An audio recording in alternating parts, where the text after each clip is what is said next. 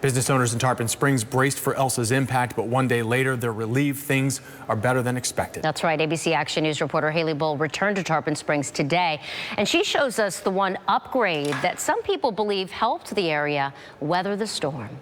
That was one of the main reasons why we call it Dimitri's on the Water, because it floods here so much. Dimitri's on the Water sits, well, on the water. That's why ahead of Elsa, they closed down. Like others on the sponge docks in Tarpon Springs, Dimitri's is accustomed to water on this road. We didn't have a very high tide, and the tide was coming out as the storm was passing, so it worked out. Dimitri's and its sister restaurant, Mykonos, stayed dry.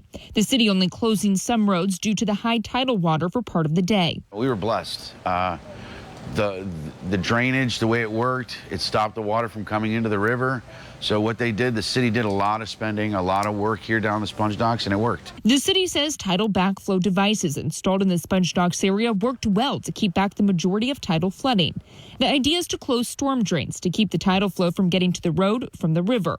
It's the first big weather event since the project's completion. It did a lot. It did a lot. Others also grateful this storm, yes, very relieved, didn't hit as hard as prepared for. We sandbagged, but as far as storm-wise, weather surge, tidal surge, there was not too bad of flooding down here. The Greeks here in our town, St. Nicholas always protects us. So our church, St. Nicholas, has always had a protection over Tarpon Springs when it comes to hurricanes. In Tarpon Springs, Haley Bull, ABC Action News.